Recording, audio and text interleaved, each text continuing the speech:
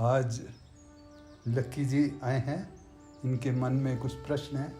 ये कॉलेज के विद्यार्थी हैं। ये इन्होंने गीता के बारे में सुना तो हुआ है, जी। थोड़ा थोड़ा सुना हुआ है, पर एक जिज्ञासा, कुछ अपनी जिज्ञासा को शांत करने के लिए आए हैं। तो मैं प्रयास करूँगा कि इनके प्रश्नों का उत्तर दिया जाए। ठीक है, thank you so much uncle ji, जो आपने मेरे को मौका दिया।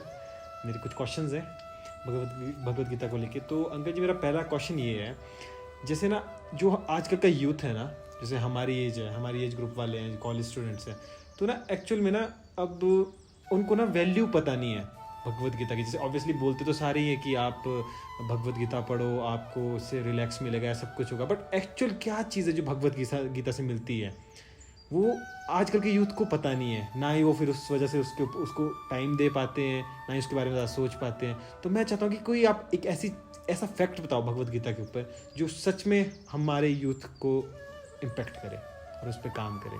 ये लक्की जी, गीता व्यवहारिक जीवन के लिए सबसे सरल और उत्तम शास्त्र है।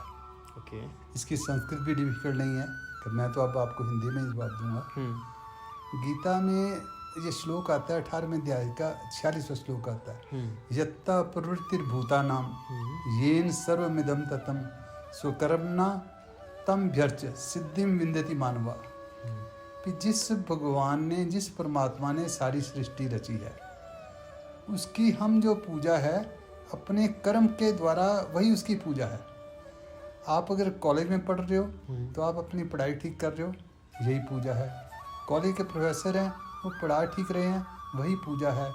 तो गीता के हिसाब से हमें जो है अपनी डे टू डे लाइफ में जो हमारी ड्यूटी है, जो हमारे स्वधर्म के हिसाब से हमें लॉट हुई है या हमने खुद वॉलंटरली एक्सेप्ट कर ली है, वो ड्यूटी को करना ही पूजा है। तो जब वो करेंगे तो हमें गीता का व्यवहारिक ज्ञान हो गया, हमें और किसी चीज़ की जरूरत ही नहीं है। ऑब्वियसली हाँ, इसमें अगर और इसको करा जाए तो इसके हमने भागना नहीं है। सहजम कर्म कौनते सदोषमपि नाते जे भाई सर्वारंभा ही कौनते, कि सब कर्मों में कोई ना कोई दोष तो है। हाँ जी।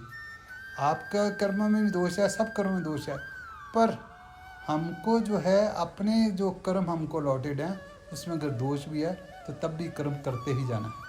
अगर किसान खेती भी करता है तब भी उसको पेस्टिसाइड डालना पड़ता है, उसमें हजारों कीटाणु मरते हैं। तो हमको ये नहीं देखना, हमें जो जो जहाँ जहाँ पर हैं वही करना गीता का ज्ञान है। सिर्फ उसमें और इम्प्रूवमेंट ये कर दो कि थोड़ा निष्काम भाव से करना है, करना अपना स्वधर्म, यही पूजा है, यही तपस्या भी यही है। क्योंकि अगर उसमें डिफिकल्टी आएंगे उसको फेस कर करोगे, तपस्या आ गई। सही बात है कि ग्रेट।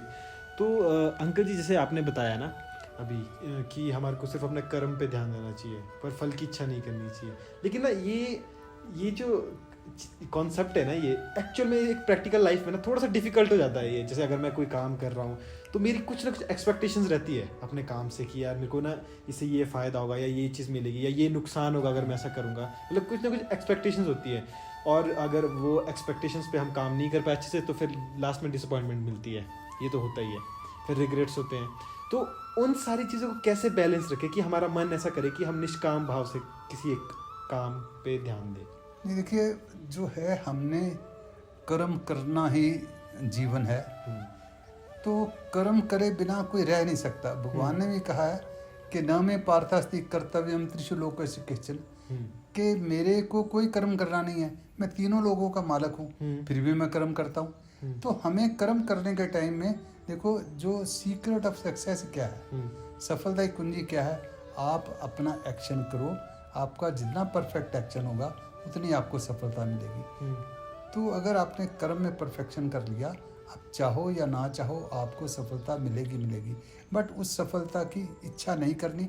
अगर हम सफलता की इच्छा बार बार अपने ब्रेन में लाते रहेंगे तो फिर क्या होगा, हमारी एनर्जी डिसिपेट होगी, एनर्जी हमारी वेस्ट होगी। हमारा ध्यान ये रहेगा कि जैसे क्रिकेट खेलते हुए भी अगर अब 89 हो गए हैं, अब 99 बन गए हैं, अब हो जाए तो उसमें 99 पे आदमी आउट हो जाता है। और जो अगर ऐसे अपने मन में बोझ नहीं डालते, वो अपना करते जाते हैं तो 99 भी क्रॉस करके 100 भी हो जाते हैं।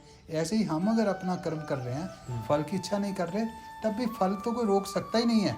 वो तो है। अगर किसान ने बीज बो दिया और अपना कर्म कर रहा है, उसको पानी दे रहा है, सब कुछ कर रहा है, तो वो फल तो आना ही आना है। फल को रोक नहीं सकता। बट अगर फल की इच्छा करेगा तो फिर रोज किसान देख रहा है कि आज भी नहीं आया, आज भी नहीं आया। अब कभी हो सकता है थोड़े से बीज कभी खराब भी हो जाएं, ये आप अपने बस में नहीं है। तो वो अगर सिर्फ आदमी कर्म करने पे रहेगा और कर्म करना ही अपनी एंजॉयमेंट समझेगा, तो उसको जो उसकी सक्सेस है वो तो मिलेगी मिलेगी। उसके फल को तो कोई रोक सकता नहीं है।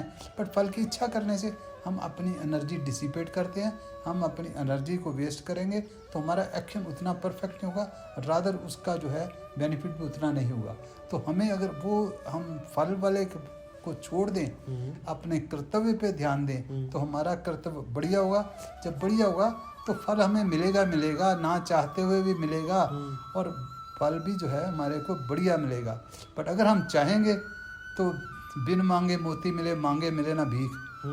तो वो अगर हम अपना फल की सोचते रहेंगे तो हमारी एनर्जी डिसिपेट होनी है। अगर हम नहीं चलेंगे फिर भी हमें मिल जाना चाहिए, बिन मांगे मोती मिले। तो भगवान भी अपना बिन मांगे सब कुछ देता जाएगा। आप अपना कर्तव्य कर्म करते चलो। भगवान ने हमारी ड्यूटी यही कर्तव्य कर्म करने की ही लगाई है। सही बात है। अच्छा ठीक है, तो अंकल जैसे आपने बहुत अच्छे से आंसर बताया ना, तो uncle ji did you believe in deadlines?